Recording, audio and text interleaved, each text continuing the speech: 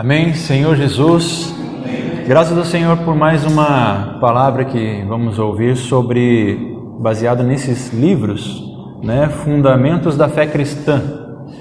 Nós estamos vivendo o volume 3, na mensagem anterior, mensagem número 16, falada pelo irmão César, ele começou a falar sobre a situação da degradação da igreja e tocou em vários pontos importantes, aspectos importantes que fazem a igreja cair em degradação, pontos como o amor ao dinheiro e aí por diante.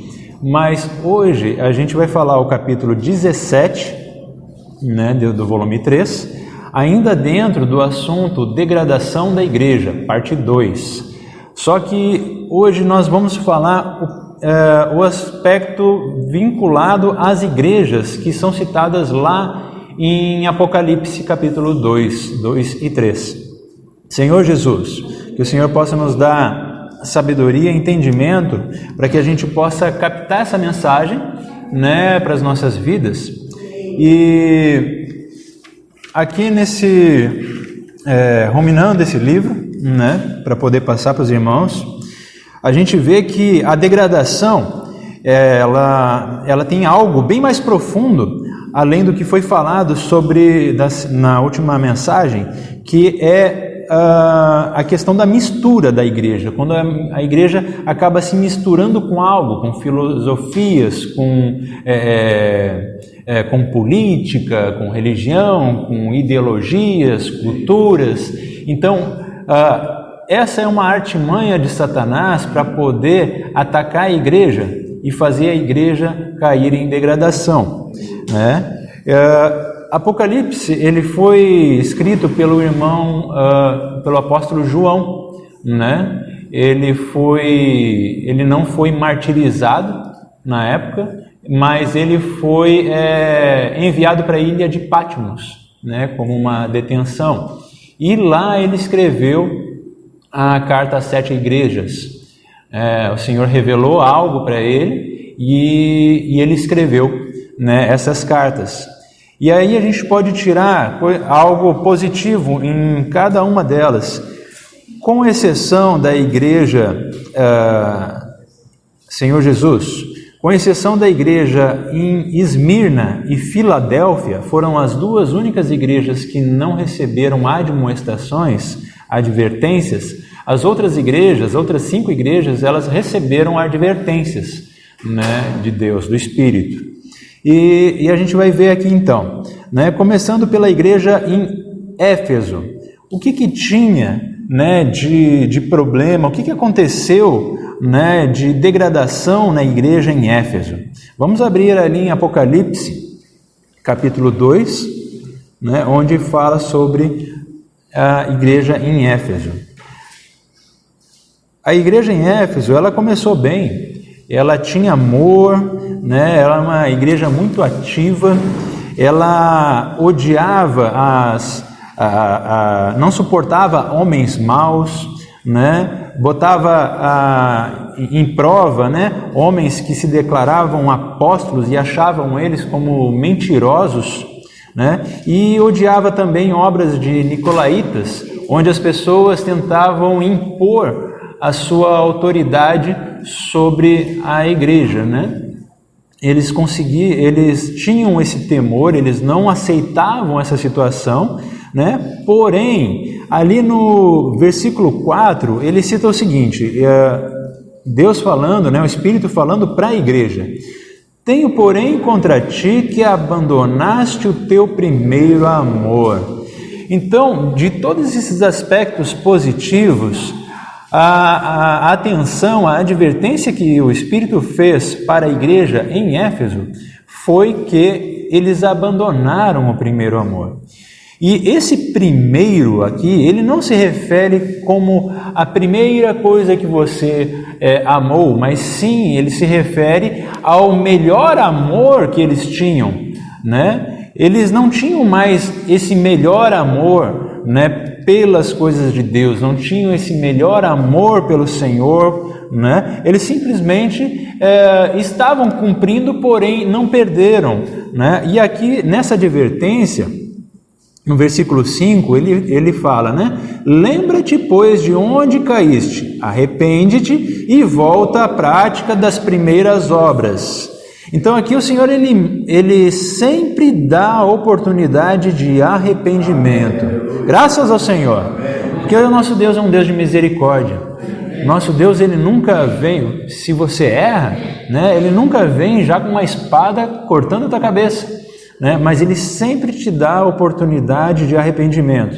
Nós vemos também essa oportunidade lá em Gênesis, né? Quando Adão e Eva caíram, né? Caíram na lábia de Satanás, e eles viram que estavam nus, se esconderam, né? O Senhor não chegou lá, Deus não chegou dizendo, poxa, o homem pecou, né?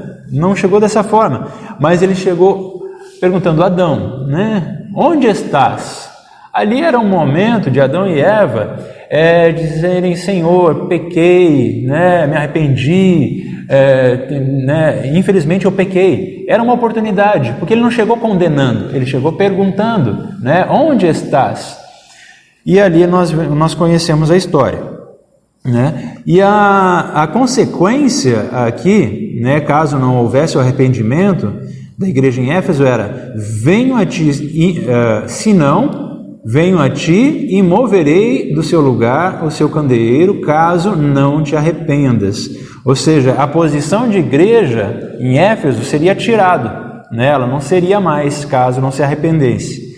Então, esse é o ponto de Éfeso, né? A degradação de Éfeso caiu por causa que eles haviam perdido esse primeiro amor. Ó Senhor Jesus, né? Prosseguindo então, pulando a questão da igreja em Esmirna e indo para a igreja em Pérgamo. Senhor Jesus, a igreja em Pérgamo, né? O significado do nome Pérgamo significa união, casamento. O Império Romano, nessa época, eles estavam de estratégia para poder destruir a igreja. Eles perseguiam, matavam, aprisionavam. Só que quanto mais eles perseguiam, mais eles faziam a igreja sofrer nesse aspecto, mais ela se multiplicava, mais ela se expandia, por causa do testemunho das pessoas ali, né? Por causa da palavra que estava sendo dita. Então,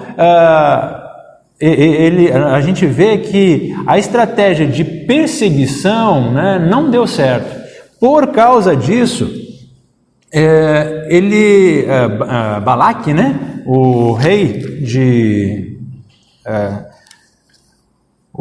moabita, né, ele procurou o profeta Balaão, solicitando para que esse profeta gentil, que ele fosse a Israel e amaldiçoasse, né? Só que Deus não permitiu. Em vez de ele amaldiçoar Israel, ele falou bênçãos, conforme Números, né, capítulo 23 e 24, até o 24, nós vemos que foi proferido ali apenas bênçãos, né? Então, como estratégia, como Balaão não conseguiu amaldiçoar a igreja, ele foi até Balaque e ensinou ele artes, ciladas, armadilhas para poder fazer esse povo, né, se corromper, cair, né? Então, ele conseguiu, nessas ciladas, nessas armadilhas, jogar filosofias, né? Filosofias, pensamentos, né? E as filosofias, elas são muito parecidas com a palavra, né? Elas são bem parecidas e existe até uma mescla, mas não é a palavra do Senhor. Então, nesse momento, eles conseguiram infiltrar, né, essas ciladas, e o povo caiu em idolatria e prostituição. Então foi a artimanha, né, de Balaão, né, junto com Balaque, para fazer o povo se corromper, né? Em vez de falar maldições, que não deu certo, fez ciladas, né? Ciladas para esse povo. Podemos ler isso depois em Números 25 e Números 31, ok? Ali foi introduzida, então, impureza, idolatria, e a questão dessa impureza, idolatria, fornicação, idolatria e fornicação, elas sempre andam juntas, nunca separadamente. Ó Senhor Jesus, que o Senhor possa nos livrar, de nós cairmos nas ciladas do inimigo. Senhor Jesus. E outro aspecto que Pérgamo também caiu em degradação foi ter aceito a idolatria, a questão do ensinamento, de nicolaíta. Ó Senhor Jesus. Os nicolaítas, eles eram um povo que tentava colocar um governo entre clero e leigo, Eles queriam impor autoridade, colocando que somente pessoas de alto posto, pessoas importantes, poderiam tratar com coisas espirituais. Mas não é isso que o Senhor fala, Isso aí vai contra os princípios de Deus. Isso são princípios humanos. Mas os princípios espirituais são totalmente diferentes e são maravilhosos porque nos enchem de alegria, e amor. E eu queria ler com os irmãos Mateus capítulo 20, versículo 25 e 28, para provar, a questão que as coisas espirituais, as coisas de Deus não podem ser lidadas com o nosso entendimento humano, nossa razão humana. Ali em capítulo 20, versículo 25 até o 28, fala assim: então Jesus, chamando-os, disse, só para explicar, um pouquinho antes, diz que os discípulos queriam saber ali quem era o maior entre eles, quem era o mais importante, quem era o melhor. Mas aí o Senhor, percebendo isso, ele explicou aqui no 25. Então, Jesus, chamando-os, disse: sabeis que os governadores dos povos os dominam e que os maiorais exercem a autoridade sobre eles. Não é assim entre vós. Pelo contrário, quem quiser tornar-se grande entre vós, será esse o que vos sirva. E quem quiser ser o primeiro entre vós, será vosso servo. Ó Senhor Jesus, quão rico isso é! Ó Senhor Jesus, a gente seguindo esse princípio, não existe problema na vida da igreja, porque ninguém quer ser maior do que o outro. Aquele irmão que acha que, não, mas eu preciso, para eu poder crescer diante do Senhor, para eu servir junto com o Roberto, eu tenho que servir o Roberto. E o Roberto, pensando assim também, ele vai querer me servir. Aí nunca vai ter discussão, nunca vai ter briga, porque ele quer me servir, eu quero servir ele. Então existe a harmonia na vida da igreja, porque não existe o orgulho, a imposição. Ó Senhor Jesus, que maravilha! Ó Senhor Jesus. E prosseguindo, Senhor Jesus, aqui só frisando, lê um trechinho e fala assim: portanto, ensinar que há na igreja uma classe especial de pessoas que têm ascensão sobre os outros e somente elas têm autoridade de lidar com assuntos espirituais, foi uma heresia que afundou a igreja em Pérgamo, porque a igreja em Pérgamo aceitou esses ensinamentos nicolaítas. No momento onde havia isso também, ali no meio de Éfeso, mas eram poucas pessoas tentando incutir essa ideia, esse pensamento, esse governo, Eram poucas pessoas e Éfeso não deixou, Mas em Pérgamo eles já abraçaram essa situação, eles permitiram que essa situação acontecesse. Senhor Jesus, ó Senhor Jesus, Então a questão, Senhor Jesus, ó Senhor Jesus, nos dá a direção. Senhor Jesus, ó Senhor Jesus. Senhor Jesus, prosseguindo, a gente vai falar do aspecto da igreja em Tiatira, Tiatira. Então, Tiatira, nós conhecemos que foi uma igreja que aceitou os ensinamentos de Jezabel. Tiatira, Senhor Jesus, né? Partindo aqui para minhas apostilas. O que significa Tiatira, né? No original grego, ele significa que odor de aflição, né? Sacrifício perfumado, né? E então Tiatira, nessa igreja, nesse local, eles aceitaram os ensinamentos de Jezabel. Jezabel, ela foi esposa do rei Senhor Jesus. Como? Acabe, né? Ela foi esposa de Acabe e conseguiu, né, ao seu marido impor esses pensamentos, essas ideias, e ali começou a haver a prostituição, né, envolvida com a igreja, né, a mistura, né, essa mescla. Então, essa prostituição, essa idolatria, né, foi por causa que Jezabel, ela conseguiu introduzir na igreja a sua autoridade, as suas ideias, né? E eu quero falar para os irmãos que Satanás, ele investe, irmãos, ele investe muito contra a igreja, né? Ele não perde um segundo.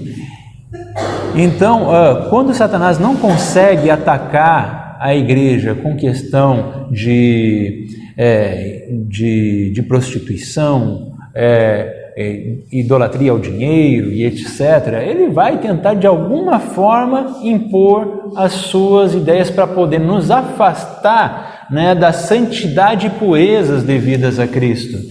E aqui a gente vê que eles aceitavam, eles faziam sacrifício para ídolos, né? E Deus não aceita nada de sacrifício aonde há ídolos. Então, no nosso meio, se existe algum tipo de ídolo, seja qual for, seja pessoa, seja algo de barro, seja de admiração de pessoas, o Senhor não aceita.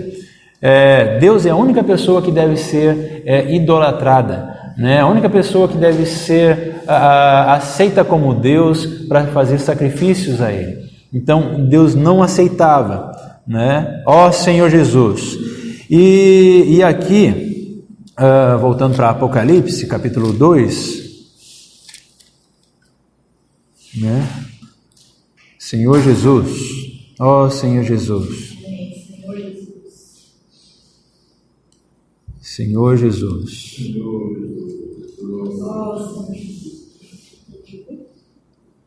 Senhor Jesus. Ó Senhor Jesus. Aqui no versículo 21 ele mostra o seguinte: dei-lhe tempo para que se arrependesse.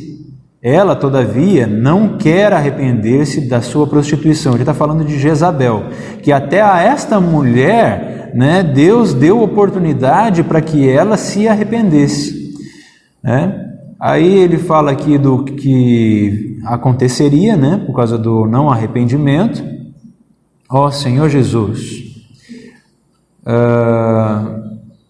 Aqui no versículo 24, digo todavia a vós outros, os demais de Tiatira, a tantos quantos não têm esta doutrina e que não conheceram, como eles dizem, essas coisas profundas de Satanás.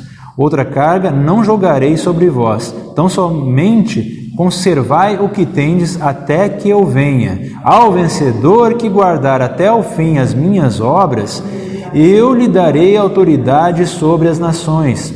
Até dentro desse cenário de prostituição, onde havia um encabeçamento de uma mulher com suas opiniões, né, se dizendo profetiza, até aqui no meio haviam pessoas que tinham um coração para o Senhor, né? E aqui tinha recompensa dizendo, se essas pessoas não se contaminassem e elas não sujassem as suas vestes e elas mantivessem a sua obra, né, Deus daria um galardão a elas também, né? Então esse é o nosso Deus de misericórdia. Senhor Jesus, aleluia. Ó Senhor Jesus, muito obrigado pela sua misericórdia. Aí, logo em seguida, nós vemos também o aspecto da igreja em Sardes. Sardes, ela tinha um nome de que vive, porém estava morta, né? Por quê? Sardes, ela saiu de dentro de Tiatira, ela saiu desse cenário, né, de idolatria, de prostituição, né? Ela saiu dali, né? Então, e o nome, né, de Sardes significa restauração, então significa também os que saem, também é uma outra explicação aqui do significado de Sardes, né? Os que saem, ou seja, eles saíram de dentro de uma situação terrível, né, para poder começar, né? Então eles são os remanescentes. Porém, o que adianta sair dessa situação e estar morto? Então foi essa, né, a palavra direcionada para eles. Senhor Jesus. E Sardes diz aqui, né? Versículo 1 diz: estas coisas, do capítulo 3, estas coisas diz aquele que tem os 7 Espíritos de Deus e as 7 estrelas. Conheço as tuas obras, que tens nome de que vives e estás morto. Sê vigilante e consolida o resto que estava para morrer, porque não tenho achado íntegras as tuas obras na presença do meu Deus. Lembra-te, pois, do que tens recebido e ouvido, guarda-o e arrepende-te. Porquanto, se não vigiares, virei como ladrão, e não conhecerás de modo algum em que hora virei contra ti. Senhor Jesus, no versículo 4, tens contudo em Sardes umas poucas pessoas que não contaminaram as suas vestiduras e andarão de branco junto comigo, pois são dignas. Ó Senhor Jesus! Ó, existem pessoas aqui nesse meio que receberam essa palavra, né?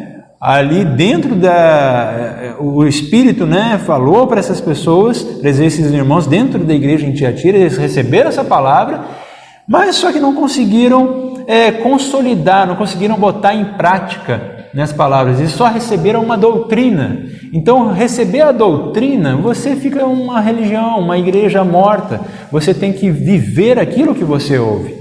Ó Senhor Jesus! E finalizando, falando da igreja em Laodiceia, Senhor Jesus, qual era a reclamação, né? Qual foi a advertência dada para a igreja em Laodiceia? Laodiceia, ela era uma igreja que tinha um aspecto morno, né? E orgulhosa. Aqui fala... no versículo 15, do capítulo 13 de Apocalipse, conheço as tuas obras, que nem és frio nem quente. Quem dera fosses frio ou quente. Assim, porque és morno e nem és quente nem frio, estou a ponto de vomitar-te da minha boca. Ó Senhor Jesus, pois dizes, no versículo 17, estou rico e abastado, e não preciso de coisa alguma, e nem sabes que tu és infeliz, sim, miserável, pobre, cego e nu. Ó Senhor Jesus, aqui, irmãos, é uma igreja que ela recebeu muita palavra, né? Ela recebeu muito conhecimento, muita revelação, né? Porém, chegou um certo momento que eles se orgulharam do que tinham, né? Eles faziam todas as coisas dentro da vida da igreja de forma morna, sem nenhum sabor, com relação a qualquer serviço hoje, irmãos, que nós tenhamos que fazer, nós temos que fazer com fervor. Nós temos que nos entregar ao Senhor, como se fosse lá no nosso começo da nossa conversão, aquela alegria, né? Aquele fervor borbulhante no nosso espírito, né? Ele não pode se apagar. Ele precisa estar sempre, o Espírito tem que estar sendo abanado para que a gente possa ter esse fervor, porque o que aconteceu com a igreja em Laodiceia foi isso, eles receberam muita doutrina, eles já sabiam como servir na recepção, não dependiam mais do Senhor para isso, eles sabiam como fazer a limpeza do local de reunião, eles sabiam como servir o pão, eles sabiam como fazer o pão, eles já sabiam tudo, e por tudo isso, eles não tinham mais aquele temor, né? Eles não tinham mais aquela dependência do Senhor, andavam com o nariz altivo, né? Toda palavra proferida pelo apóstolo, eles recebiam como, eu já sei, eu já ouvi isso, Senhor Jesus. E interessante que eles viviam a vida da igreja, porém nessa mornidão. Então, o Senhor, ele, ruminando essa palavra, para poder citar esse capítulo 17 do livro, do volume 3, dos Fundamentos da Fé Cristã, ele vem mexer comigo, né? Espero que mexa com cada um de nós também, para que a gente possa se aperceber que nós podemos viver sim a vida da igreja, né, de uma forma toda metódica, toda certinha, né, cumprindo todos os requisitos de cada ponto, de todos os serviços, porém sem fervor, sem espírito.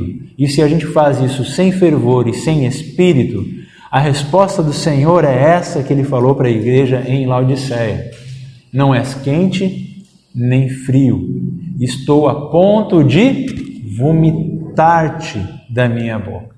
Ó Senhor Jesus, a advertência dada para as outras igrejas, eu quero ler esse trecho aqui na página 167. Eu acho bem importante para ficar bem claro que o problema da igreja em Éfeso foi abandonar o primeiro amor. Sardes tinha nome de viva, mas estava morta. E Laodiceia não era fria nem quente. Enquanto para Éfeso o Senhor disse que tiraria o candelabro, isto é, o testemunho da igreja naquela cidade, caso não se arrependesse, para Laodiceia disse que estava a ponto de vomitar-se da sua boca. Então, em Laodiceia havia irmãos que não pararam de se congregar, mas não eram fervorosos. Estavam ali, mas não exercitavam o espírito, serviam, mas não se empenhavam no que faziam. A mornidão na igreja, em Laodiceia, se tornou o seu desvio. Então, o desvio, o ponto de degradação da igreja em Laodiceia foi essa mornidão. Eles serviam, ofertavam, né, fazia tudo. Porém, a mornidão desagradava ao Senhor de tal forma que o Senhor disse: olha, igreja em Éfeso, eu falei isso, né? Igreja em Pérgamo, isso, mas vocês, né? Tipo assim, vou te contar, não dá para suportar, não dá para engolir, né? E isso nós temos que olhar para nós, né? Para que o Senhor possa nos iluminar. Não falo iluminar ao seu irmão, mas a si mesmo. Como tem sido o meu viver da igreja? Ó Senhor Jesus, será que eu tenho vivido em todos esses aspectos, cumprindo todos os pontos, porém não tenho exercitado o Espírito, não tenho funcionado fervorosamente? Ó Senhor Jesus, ó Senhor Jesus. Aqui, continuando, né? O motivo dessa mornidão era pensar, na página 167 ainda, irmãos: eu estou rico e abastado, e não preciso de coisa alguma, conforme versículo 17. O orgulho de achar que tinha tudo, sabia tudo, fazia tudo, levou a igreja em Laodiceia ao patamar da vaidade de quem não se importa se o que tem e faz agrada ou não. Eu não me importo se no serviço de recepção os irmãos estão gostando ou não estão gostando, se o Senhor não está gostando. Eu estou cumprindo o meu ponto, eu bati o ponto, estou aqui certinho, né? Se a minha limpeza está bonitinha, se o meu serviço de criança está seguindo pontos a pontos, né? Por isso, né, continuando, por isso o Senhor aconselhou a ser zelosa e se arrepender, no versículo 19, né? Ela foi exposta como uma igreja que não passava de infeliz, miserável, pobre, cega e nua. Pobreza espiritual era sua verdadeira condição. Irmãos, esse ponto também é importante para que nós fiquemos atentos e vigilantes. Todos, eventualmente, nos desviamos, né? Ou seja, em certo momento na nossa vida cristã nós podemos acabar caindo, né? O irmão Atmani, Witness Lee, falar, em algum momento eu vou cair também, eu vou errar, né? Porém, aqui, devemos admitir nossa condição, arrepender-se e avançar com humildade diante de Deus, para não incorrer no erro de Laodiceia. Oh, Senhor Jesus! Então, irmãos, esses são os aspectos onde pode haver a degradação na igreja. E foi citada essa carta para as 7 igrejas, mas aqui no aspecto negativo, 5 igrejas, né? Porque são fases da igreja. Só que essas fases, elas ainda podem existir no nosso meio, né? Então não é algo que aconteceu só lá na época da igreja em Laodiceia, ou só na época da igreja em Sardes, ou só na igreja em Tiatira. Todas essas condições ainda existem, né, em vários lugares e também pode existir no nosso meio. Então essa degradação da igreja não pode acontecer. Essa mensagem vem como uma advertência cheia de amor e misericórdia do nosso Senhor. Então Jesus é o nosso Senhor. Amém. Vou deixar para os irmãos compartilharem também. Amém.